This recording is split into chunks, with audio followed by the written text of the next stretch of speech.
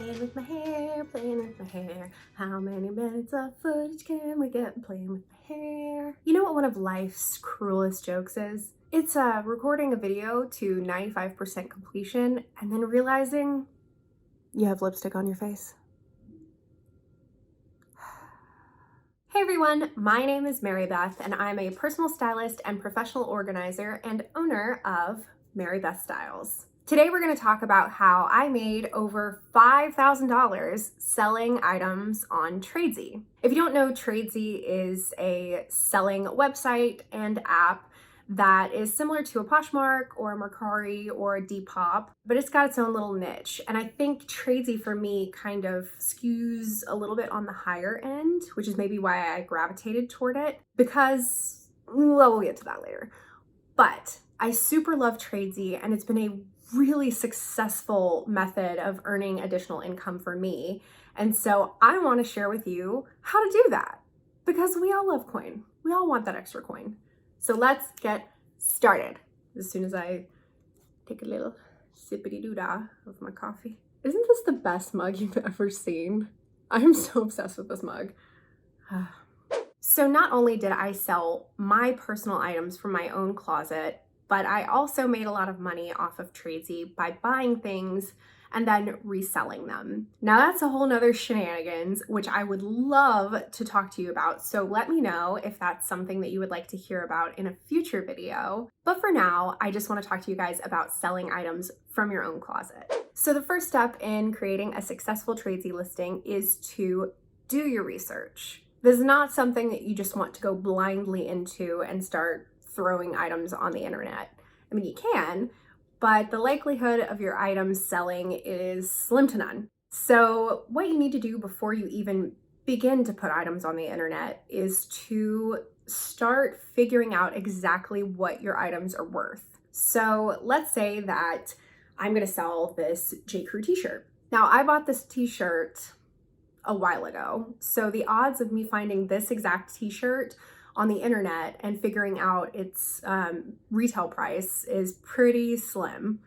Now it's possible and worth a hunt, but pretty slim. So what I would do, pause for Oliver drinking his water. So what I would do is to, if you can't find the actual item on the internet, don't fret, that's okay. Go to the actual manufacturer's website and see if you can find some similar items and try to price from there. So if I can't find this specific shirt, then I'm gonna go to jcrew.com and I'm gonna type embroidered t-shirts. And from there, it's gonna take me to some options that are probably gonna be similar in price point to this one. So once you know the retail price of an item, then you want to know, what are items like yours selling for and the condition that they're in? One thing that's cool about Tradesy is that you can actually go back and see sold items. So you can filter and sort listings on Tradesy and see what's sold already. And so you can see what it sold for. So I would look up J. Crew t-shirt on Tradesy and I would click, make sure I'm looking at the sold items and kind of get an idea of what things have sold for in the past. You don't want to just go willy-nilly putting a price out there because even though you paid a certain amount of money for something, that doesn't mean that once you've worn it a couple times, it's retained even half of that value. I'm sorry to say, don't be precious when it comes to pricing your items.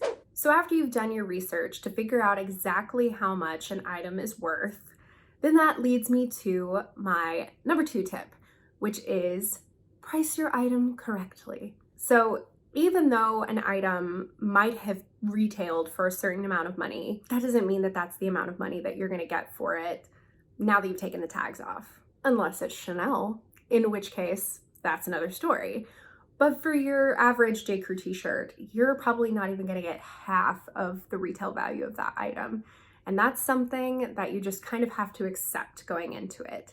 Number 3, my favorite and probably most important tip for being a successful Tradesy seller is take great photos. Be sure that your photos are the quality that would make you want to buy an item. So some things that make great photos. Great lighting makes a great photo. I like to make sure that I have windows open, natural light, so you can really see what's doing with an item. The darkness is not a great time to take a picture.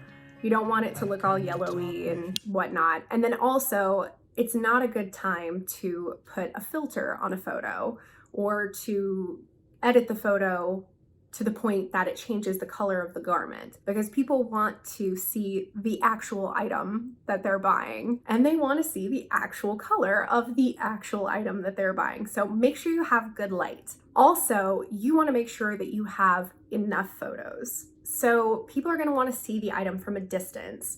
They're going to want to see the front and back of the item from a distance. They're going to want to see the item up close, and they're going to want to see it front and back up close. They also might want to see pictures of any details, like, for example, this embroidery, or they also might want to see the manufacturer tag to make sure that you're not selling them a fake, or they might want to see the materials tag. Some people get a little finicky about the kind of materials that they want on their skin.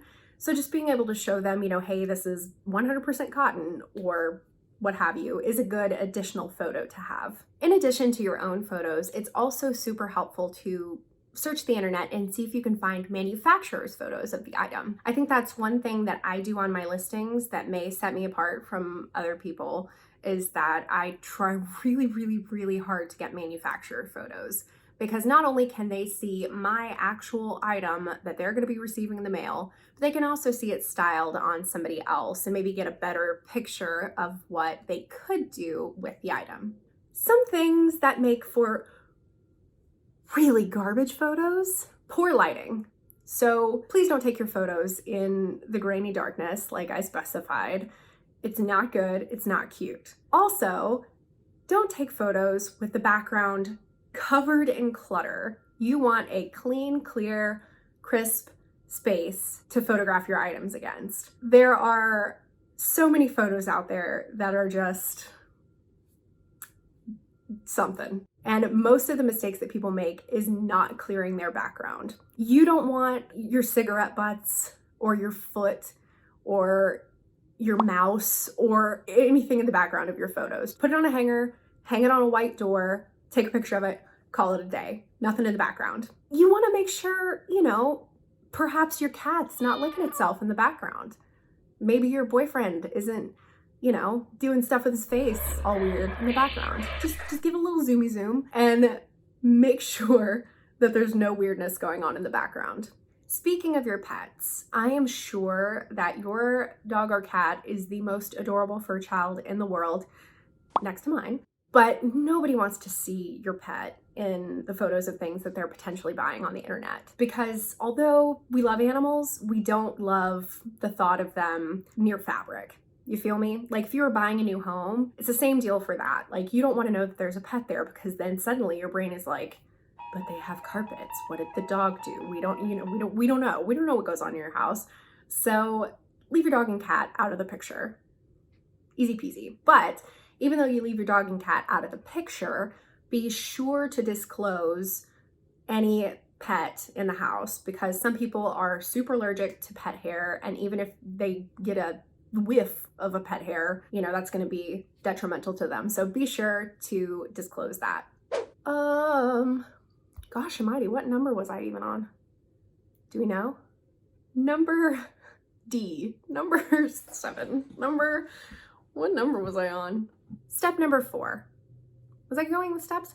Number 4, be honest. Be honest with yourself and be honest on your listing. I feel like this goes without saying, and yet I just feel like it needs to be said. If your item is looking dingy, it probably shouldn't be listed in the first place.